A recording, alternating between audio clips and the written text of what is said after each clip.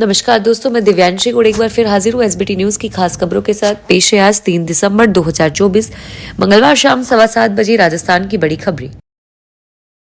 प्रधानमंत्री नरेंद्र मोदी पंजाब के चंडीगढ़ पहुंचे और यहां पर 3 नए आपराधिक कानूनों के सफल कार्यान्वयन के लोकार्पण के मौके पर प्रधानमंत्री मोदी ने नागरिकों को संबोधित किया।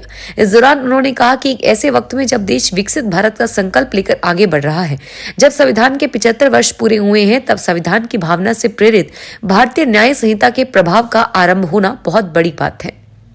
उन्होंने कहा कि आजकल वक्फ संशोधन विधेयक पर चर्चा हो रही है और कहा कि देश के नागरिकों के लिए हमारे संविधान ने जिन आदर्शों की कल्पना की थी, उन्हें पूरा करने की दिशा में ये ठोस प्रयास है।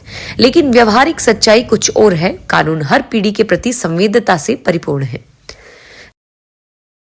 राजस्थान में 12 जनवरी 2025 को यूथ डे के अवसर पर विभिन्न क्षेत्रों में उल्लेखनीय कार्य करने वाले प्रतिभाशाली युवाओं को राजस्थान यूथ आइकन अवार्ड प्रदान किया जाएगा।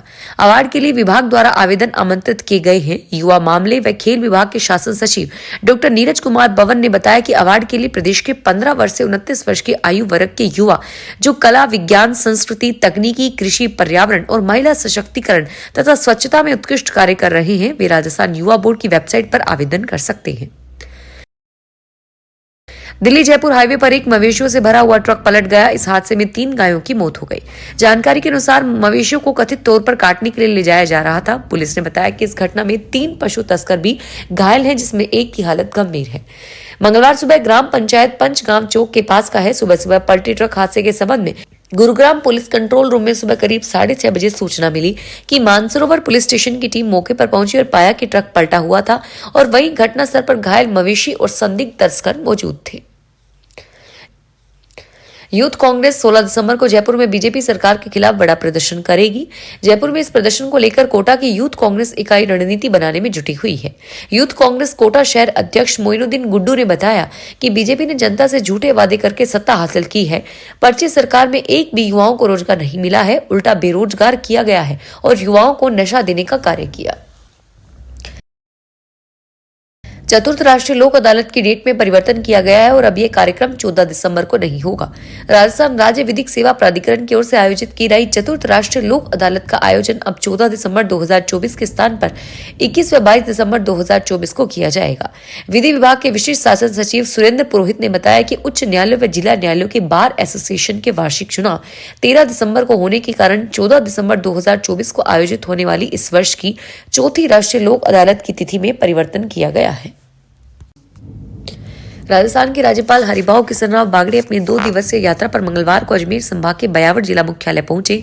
बागड़े ने बयावर पहुंचने पर संभागीय आयुक्त महेश चंद्र शर्मा, पुलिस अधीक्षक श्याम सिंह ने उनकी आगवानी की और उन्हें पुष्पगुच्छ भेंट किए। लोकसभा अध्यक्ष ओम बिरला से इंडिया समूह के नेताओं की वार्ता के बाद मंगलवार विपक्षी सदस्यों ने संसद भवन के बाहर मकर द्वार पर जबरदस्त प्रदर्शन किया।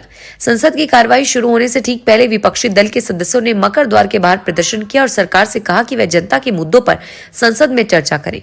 इससे पहले इंडिया समूह के नेताओं ने मोदी अडानी एक है का बैनर लेकर प्रदर्शन किया और कई सदस्य हाथों में नारे लेके तख्तियां लेकर भी इसमें शामिल हुए।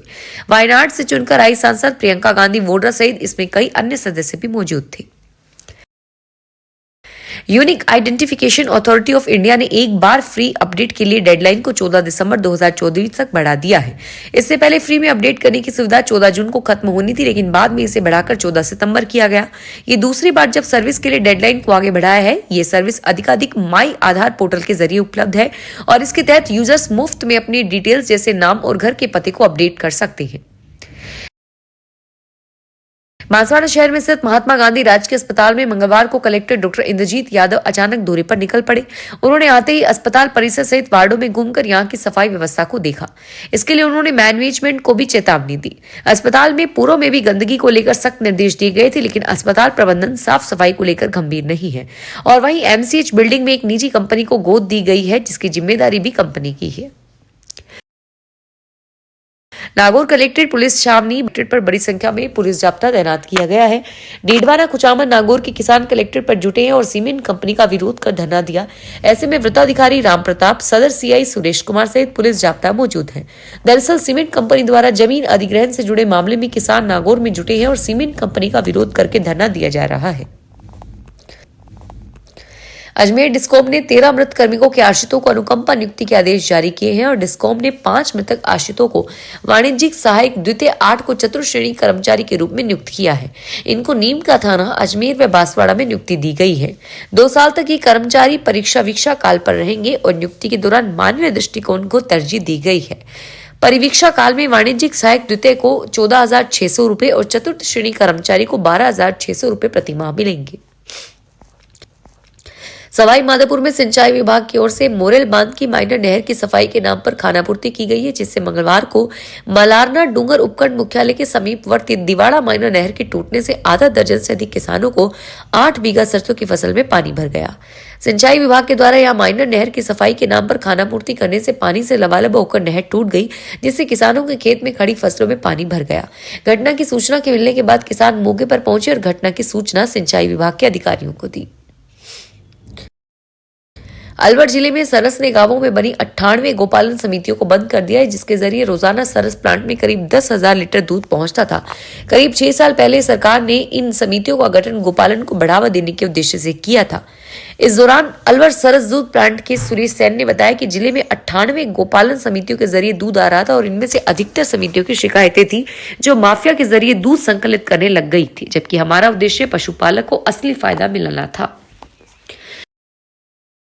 राजस्थान में अलवर के राज कृषि कॉलेज में तेंदुए को पकड़ने के लिए लगाए गए पिंजरे में मेमने को बांधा गया, लेकिन वह पकड़ में नहीं आया। राज कृषि कॉलेज में 3 दिन पहले यह तेंदुआ देखा गया और अब जिस तरीके से इसके पगमार्क मिले उससे अधिकारी इस बात की पुष्टि कर रहे हैं कि इसने अब अपना इलाका यही बनाया हुआ है, क्योंकि जिस तरीके से यहाँ कॉलेज के पीछे जंगल है और इस जंगल को इसी को रास आ रहा है, हो सकता है कि इसमें और भी तेंदुए हो। उदयपुर एक बार फिर बड़े सेलिब्रिटी की शादी का गवाह बनने वाला है। अब देश के लिए 2 बार ओलंपिक में मेडल जीतने वाले बैडमिंटन खिलाड़ी पीवी सिंधु अपनी शादी झीलों की नगरी में करने वाली है। बता दें कि पीवी सिंधु 22 दिसंबर को पॉसिडेक्स टेक्नोलॉजीज के एजुकेटेड डायरेक्टर वेंकट दत्ता के साथ परिणय सूत्र में बनने वाली है। सिंधु ने हाल ही में लखनऊ में सैयद मोदी अंतर्राष्ट्रीय टूर्नामेंट जीता है। फिलहाल इस बुलेटिन में इतना ही और फिर हाजिर होंगे तमाम बड़ी खबरों के साथ। धन्यवाद।